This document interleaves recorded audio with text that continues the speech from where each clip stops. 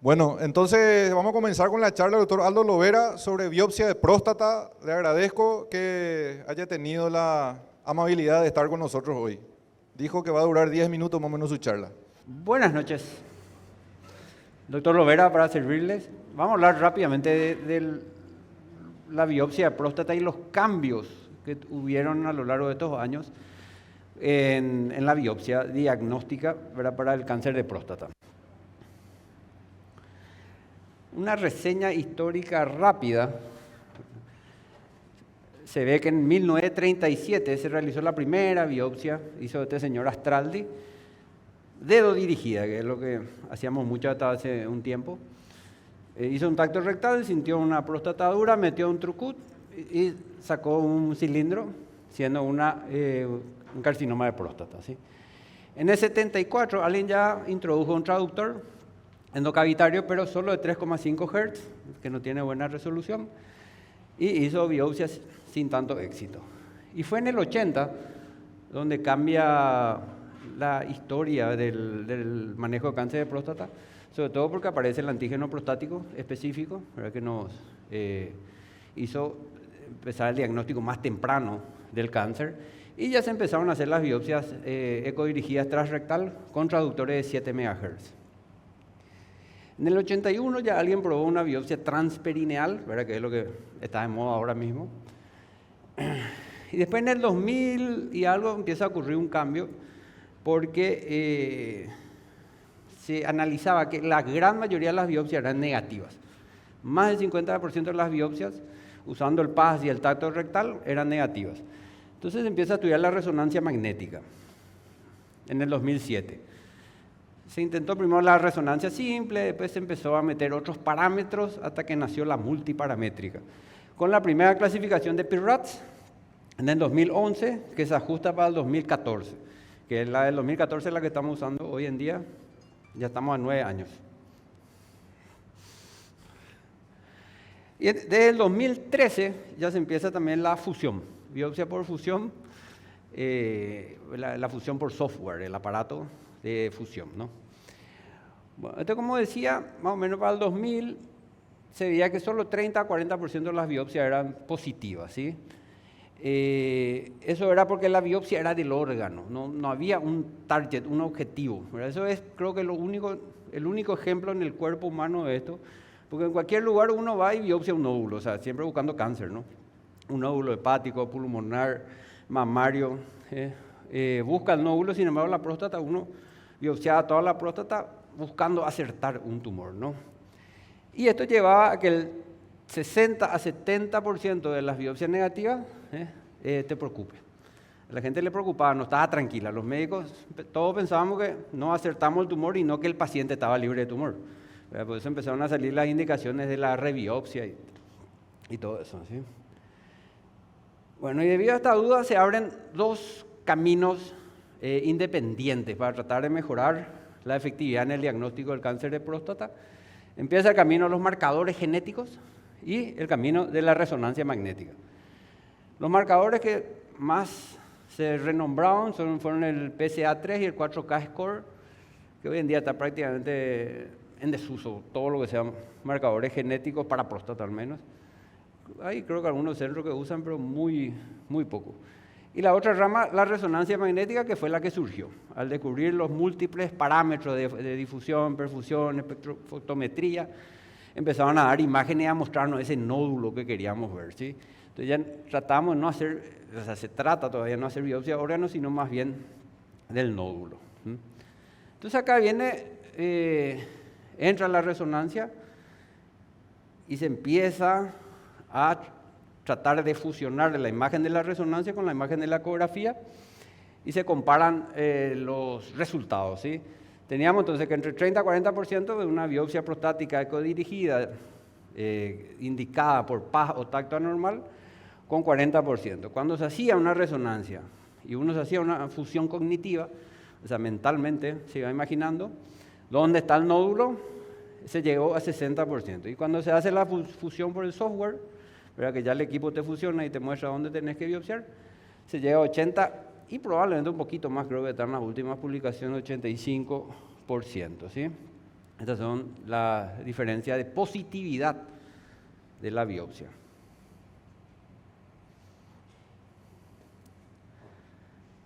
Bueno, entonces ya hoy la guía, esta es la guía europea, ya habla que hay que hacer una resonancia previa a la biopsia.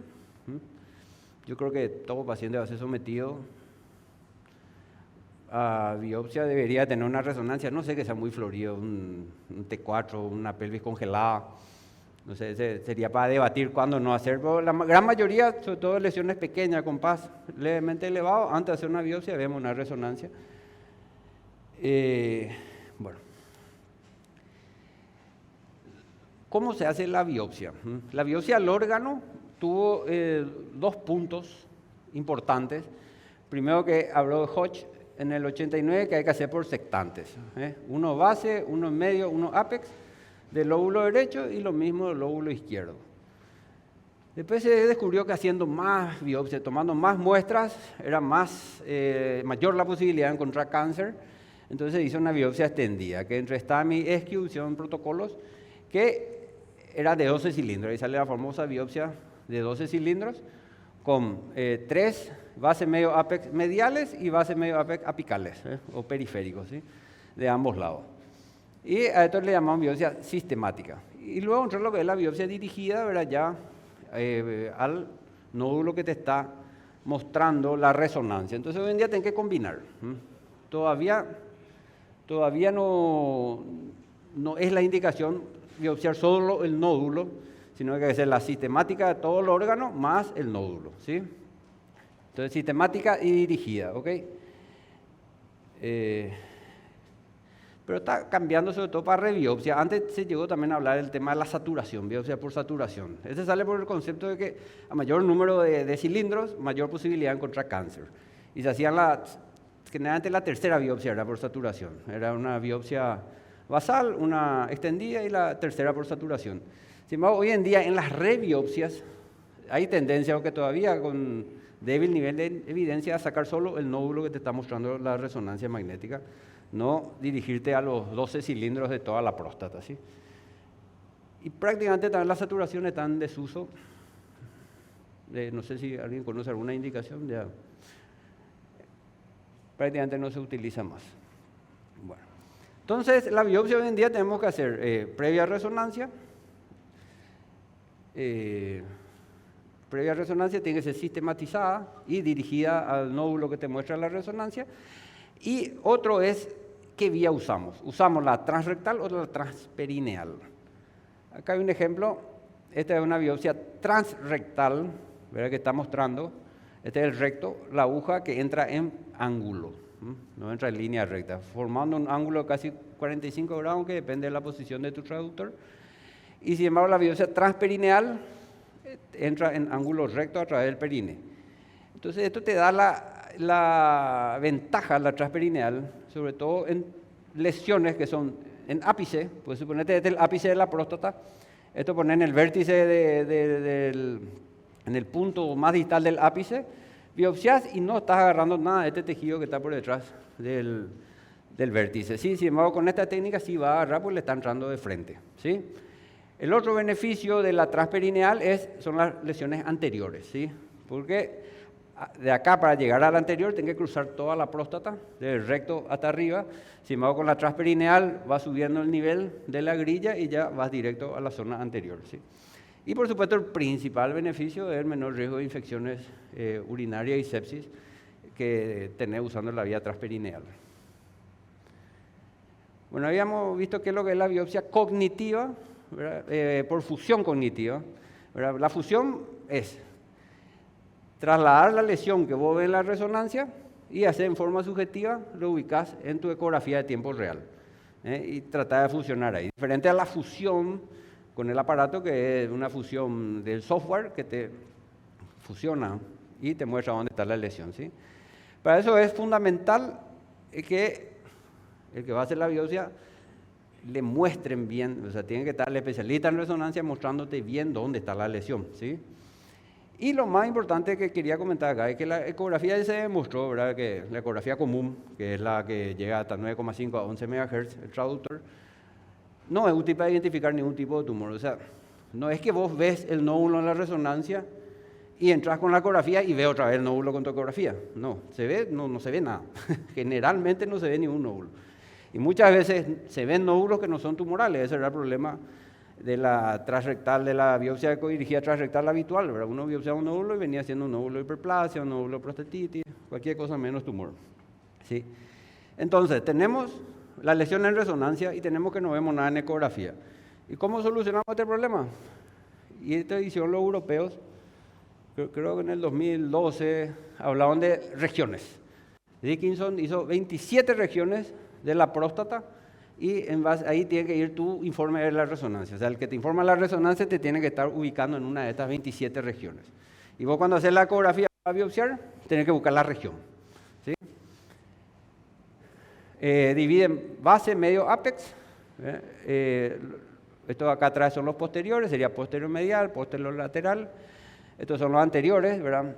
Uno sería anterolateral, derecho, zona transicional. Y estos de arriba son las zonas fibromuscular anterior de la próstata. Entonces, en una de estas 27 regiones te tienes que ubicar y vos tenés que entrar y buscar por regiones y biopsiar la región. Este sería un ejemplo. Acá hay un nódulo que está ubicado en el tercio, entre base y tercio medio de la próstata, es bien anterior, está entre zona transicional y anterior. Si recuerdan este esquema, estaría más o menos entre este transicional y anterior, de tanto la base como el tercio medio de la próstata. Es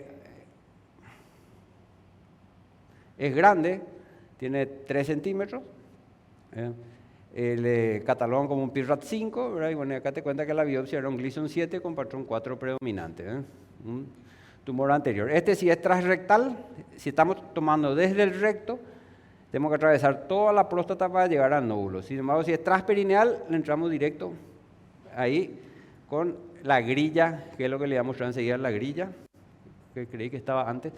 Esto es un ejemplo de ahora, cómo nos están informando la resonancia. ¿Sí? Está un resumen, esta es una próstata grande de 760 por 570 y 719, que creo que unos 140 gramos más o menos. ¿Verdad? Y en la zona periférica, hacia el tercio medio y base, hay un pequeño nódulo, ¿sí?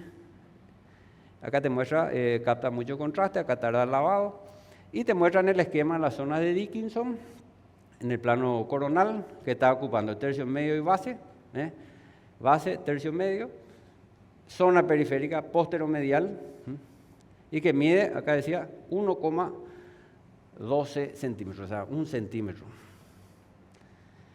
Y bueno, esto tenés la opción de ir y ubicar esta zona, ¿verdad? El tercio medio, posteromedial, pues como es algo de 1 centímetro en una próstata de 7 centímetros de largo por 7,19 de ancho, es verdaderamente difícil. Yo preferiría hacerle una fusión con software, ¿no? Que te va a hacer más efectiva la biopsia que la fusión cognitiva. Bueno, esto es lo que le quería mostrar. Se usa la grilla para la transperineal. La grilla, el ecógrafo, el traductor ecográfico va dentro del recto, dando la imagen, la grilla va por el periné. Y la grilla externa está, por supuesto, configurada para mostrarte la imagen ecográfica con todas las letras y todos los números, como muestra acá. Y si vos tenés una lesión en esta zona, que es más o menos E, la letra E, con el 2,5, vos acá tenés la E, con el 2,5 y en este agujerito que está acá, metés tu aguja. Y va directo y sacás la biopsia del nódulo. Podés hacer por fusión cognitiva o por fusión con software esto. Siempre si es software es mejor porque te está mostrando exactamente en rojito ahí donde está el nódulo. Es más fácil acertarle. Y acá muestra cómo va entrando la aguja también en ángulo recto, no en 45 grados como la atrás rectal. Bueno, eso es lo que hay hasta ahora, lo que es la biopsia. Acuérdense, la ecodirigida habitual con 35% de efectividad en diagnóstico, la fusión cognitiva con 60% y la fusión con software 80%. Se están estudiando, como todo está cambiando, se están estudiando nuevas técnicas, nuevas formas de biopsiar y ahí salió la microultrasonografía. Recuerden que yo le dije que el traductor ecográfico de hasta 9 o 11 MHz, ya sabemos que no diferencia el cáncer de próstata. Vemos próstata, su ecogenicidad, se ve bien la zona, pero no se ve un nódulo tumoral la gran mayoría de las veces. Pero con este 30 MHz, sí, tiene muy alta resolución y se pueden ver tumores, y lo que te ahorra es, primero, no gastar en resonancia, y segundo, es hacer la ecografía diagnóstica y ya en ese mismo momento, si encontrar una lesión sospechosa, la haces una biopsia ecodirigida, ¿sí? Es más, y tanto como la resonancia, tiene el PIRADS, esta microultrasonografía ya está haciendo también su clasificación, que es el Primus, que es igualito que el PIRADS, va de 5. 1 y 2 benigno, 3 dudoso, 4 y 5 probablemente maligno. Están haciendo, no sé, alguien en España se está haciendo esto. Muy poco. Y es caro. Nueva. De Sudamérica, creo que de América, lo que están haciendo muchos son los panameños. Un grupo chico de urólogos compraban uno de estos y están haciendo toda la biopsia con esto, y en algunos congresos muestran su experiencia. En teoría comparable hasta ahora con la fusión, porque es caro, probablemente más caro que el de fusión, que el software de fusión. Bueno, otra forma de biopsia que se había probado es hacer en la bobina del resonador, o sea, hacer la resonancia y hacer ahí mismo la biopsia. Es muy complicado. Prácticamente se abandonó porque tarda, un procedimiento que te tarda entre 60 y 90 minutos, necesita unos instrumentales que no generen campo magnético, tiene buena detección, pero es verdaderamente muy engorroso hacerlo.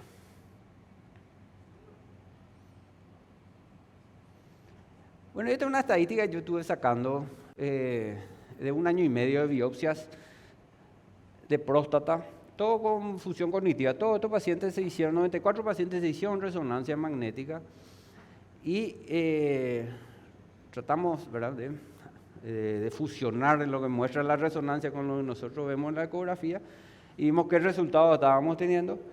Y se corresponde bastante porque nos salió un 63% de positivo, ¿verdad?, siendo 60% de lo que se publica.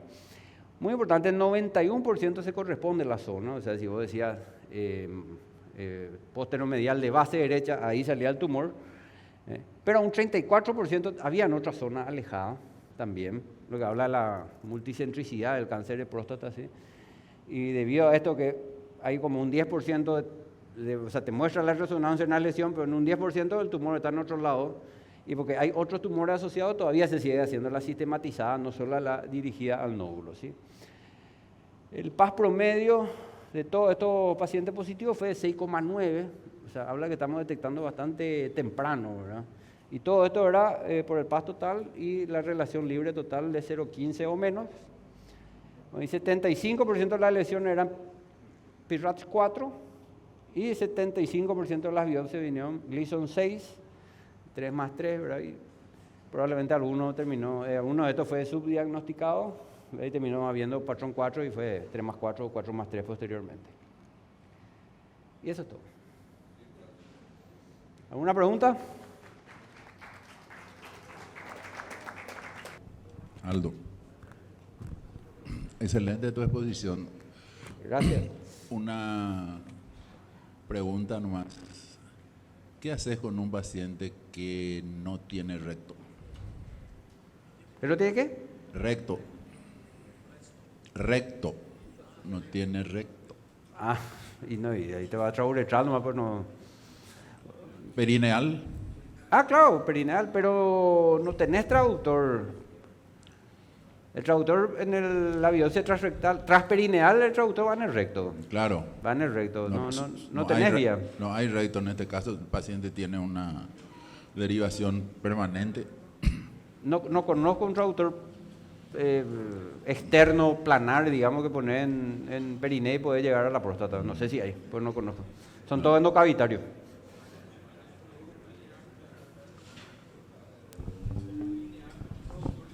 Con un traductor lineal. Sí, no conozco, ¿verdad? Pero puede ser que haya. Se puede hacer con un traductor lineal o con un traductor convexo también. Nosotros llegamos a hacer varios y es operador dependiente, obviamente. No es fácil, pero se le puede ofrecer esa opción. Y respecto a por qué hay que hacer siempre una biopsia sistemática, es porque la resonancia magnética deja escapar un 10 a un 20% de lesiones que son clínicamente significativas. Y uno no puede permitirse en un paciente, aunque la resonancia no detecte ningún tumor, y estando ahí el paciente predispuesto para una biopsia, no mapear toda la próstata, además de la lesión index o la lesión que se ve en la resonancia. Y Samuel, ¿le hacemos resonancia a todos los pacientes que le vamos a hacer biopsia? Si tenemos acceso, sí, porque te aporta mucha información. Si es un T4, también yo creo que te aporta información sobre todo para prever futuras complicaciones de cara al tratamiento que se le va a dar. Te orienta mucho. No, sí, claro. Te ayuda a estadificar también, ¿verdad? Sí, en casos extremos, digo yo, o sea, de mano sí. Sobre todo a tu pregunta, si realmente merece la pena en un T4, uno que le palpa, te aporta cosas. Si uno tiene acceso, sí, yo le haría. Yo también creo que hay que hacerla todo. Encarece, ¿verdad? Encarece un poco el costo. También, Oro. también pedirle resonancia, todo ayuda a esos casos que vienen negativos. El PET va a servir para seguimiento y también la lesión de resonancia. Y la lesión de resonancia en el seguimiento pide y aumenta el tamaño, también es un factor que indica la necesidad de rebiopsiar, ¿verdad? Sí, eso también. Sí. Tengo unos cuantos pacientes que se hacen de repente nueva resonancia y el informe te dice tal lesión en tal lado sin cambios respecto a la resonancia previa. Entonces, algo te tranquiliza de eso si es que biopsiaste bien la primera vez, ¿verdad?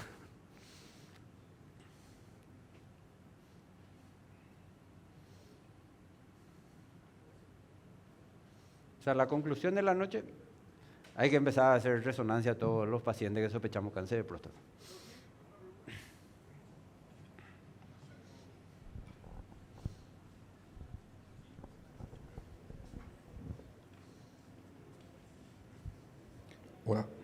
Bueno, muchas gracias al doctor Aldo Lovera por su tiempo.